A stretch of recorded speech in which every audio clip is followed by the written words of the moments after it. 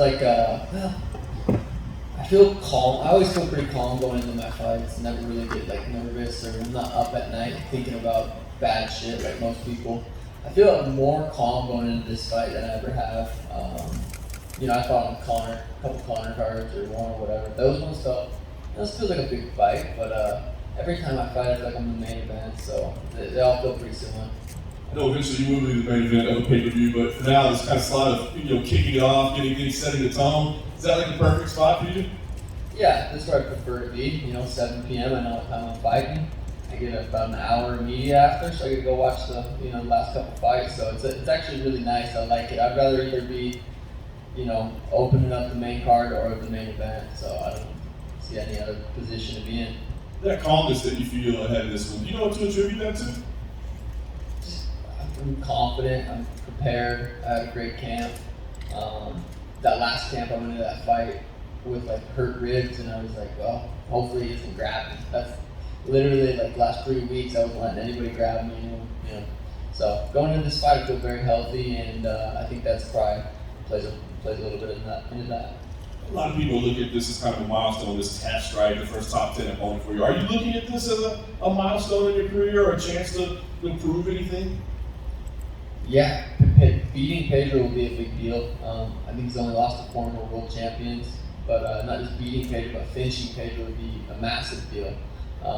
He's, like I said, he's fought and lost to only former world champions. With that being said, I do believe I will be his toughest fight, and I think he's my toughest fight as well.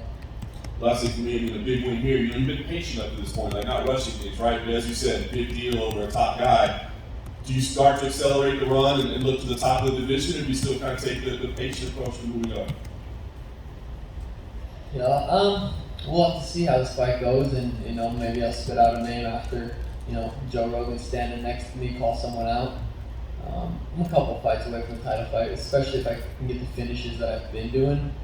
That people want to see that. People want to see me be champion. So I just got to go out there and perform, do what I know I'm capable of doing. That's put Pedro's lights out. Sure, you too, right?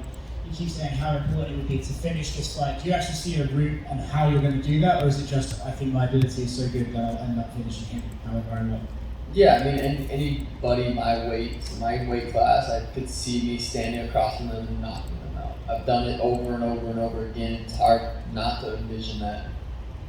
Everyone I fight I knock out, so it's kind of, that's just how I see this fight going. That's how I see any fight I'm ever going to be in going. Just me putting my hands on the chin enough times, and that's all. I feel like you're one of the latest guys in this phenomenon where you overcome an obstacle fans put in front of you, and then they take the obstacle away. They say, well, actually, he was old and we'll decline. Are you expecting that after you win this one?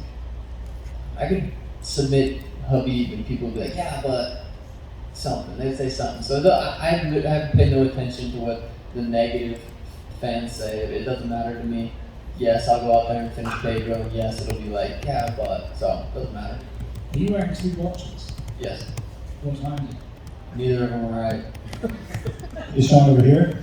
Right in the middle. Munhoz has never been knocked out. Would that add a bit more, just going out there and being the first guy to do that in the UFC?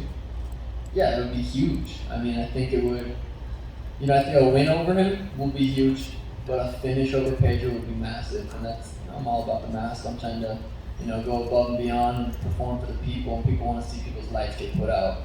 Winning a decision, I would not be upset against Pedro because it's very, very tough, but I definitely want to put his lights out.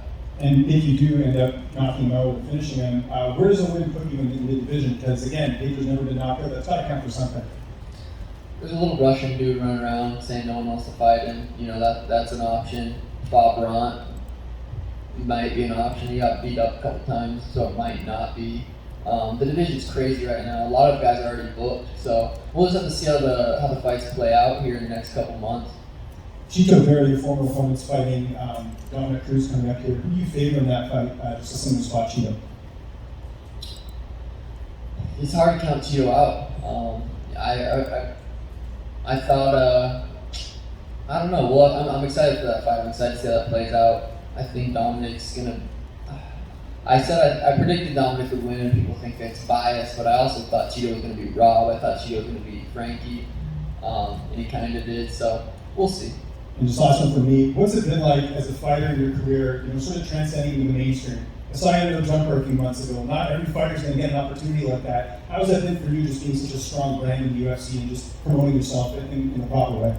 Yeah, I mean, being a part of UFC, the platform is massive, and so I just go out there and put on performances, and they give me this platform to be able to expand my audience is huge.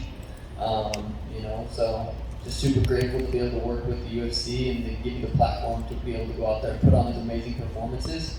And being famous for fighting, not just fighting, but knocking people out, there's nothing cooler. It's not, being a rapper is cool, but being able to knock people out and being known for that, that's it. That's the number one thing everyone wants to be known for. John, back here to your left.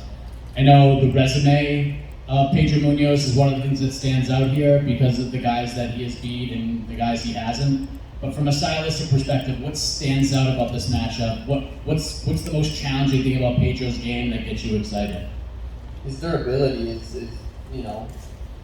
I fought guys like Chris who was durable. We saw how durable he was. I just lit him up for 14 and a half minutes. So I've proved that I'm capable of doing that.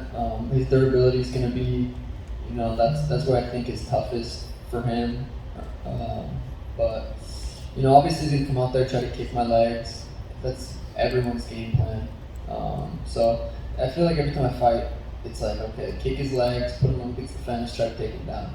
That's everyone's game plan. That's the way to beat me. So that's what I'm assuming he's going to come out with.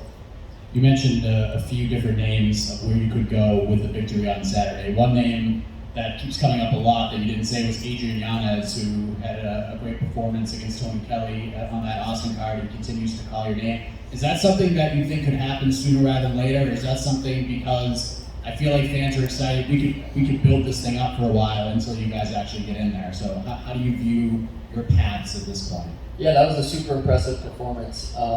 Super slick boxer, very well rounded. I was actually calling him out before I got this fight book, trying to fight him. And you guys, you can go back and look on Twitter, he didn't really seem like he was too into that fight. So, he got some confidence now to beat someone.